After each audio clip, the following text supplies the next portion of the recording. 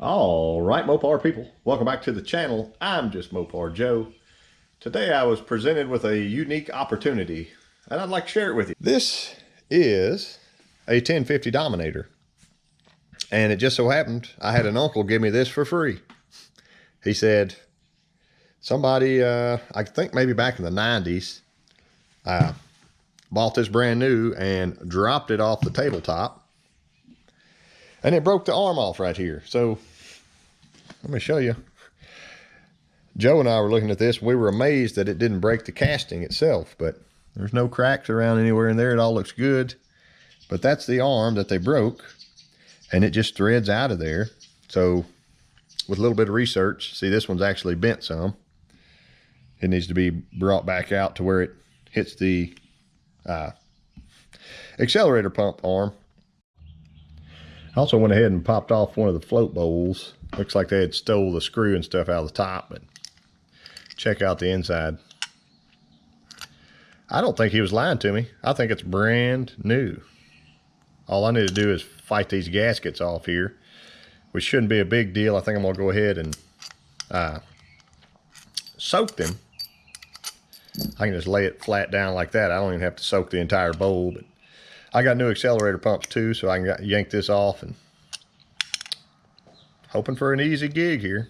Got our metering blocks and bowl soaking.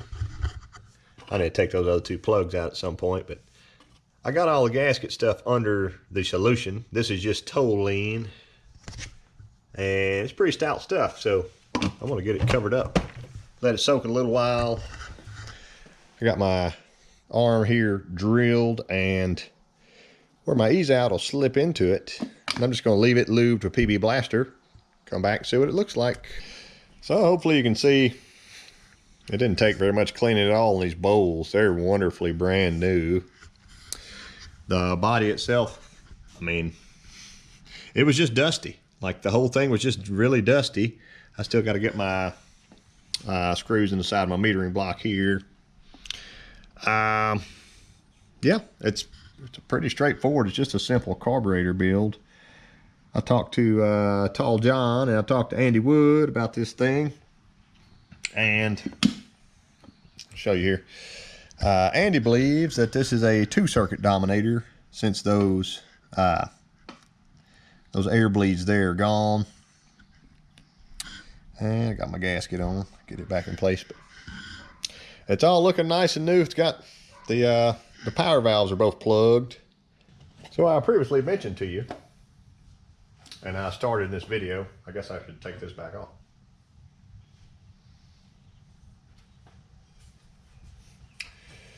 Here was my piece that was broken off, and I think I did a pretty good job of drilling it very nice and straight. Everything's wonderful there. Here's my new pump arm that I was missing. And there's a part number to it if anybody cares. Pump lever, 50cc Dominator. So, it just goes like that. Real simple. I'm going to probably go ahead and slide it on before I stick my bowl on, so I don't have to fight it. And before I do that,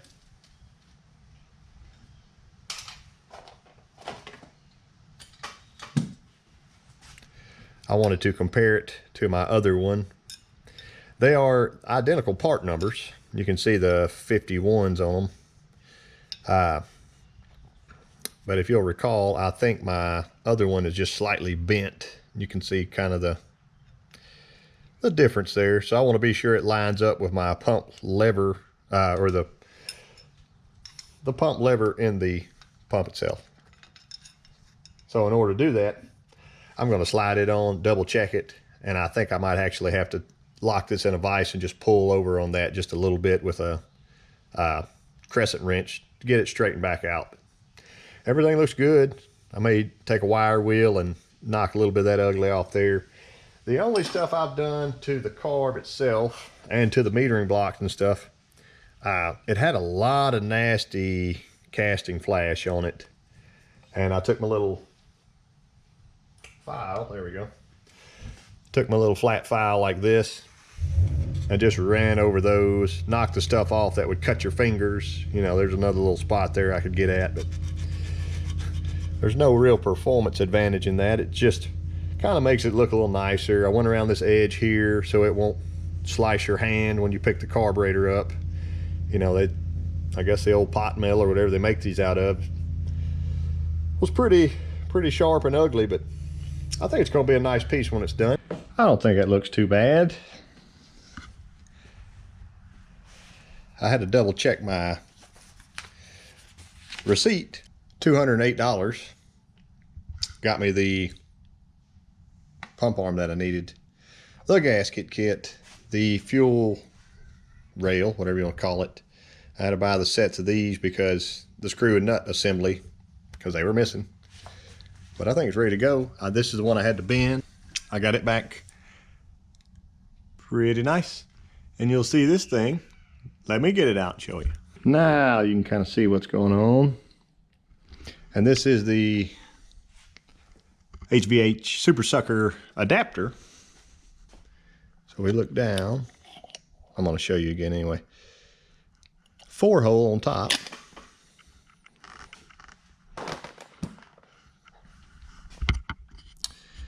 That tapers into the 4150 intake. So in theory, I should be able to use this spacer and this carburetor on our Dyno 440 build. So that might be something exciting coming up. Hopefully I'll come back for it. Turn on our key and seat.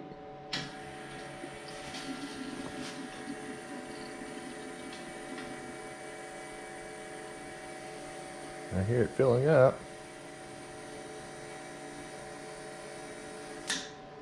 All right, I'm coming out on the back bowl, so it's a little bit too much.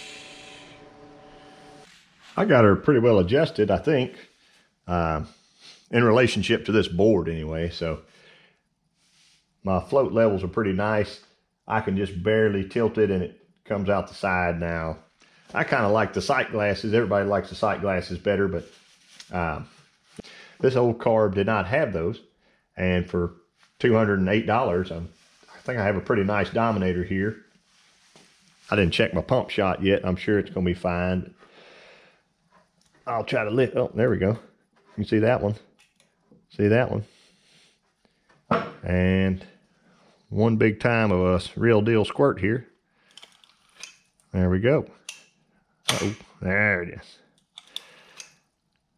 Looks good.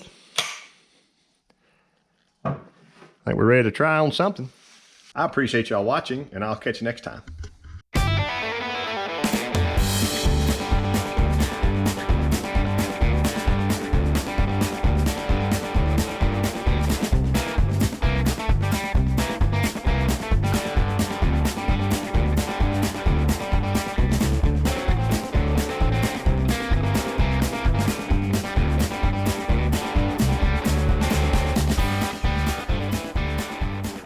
All right, Mopar people.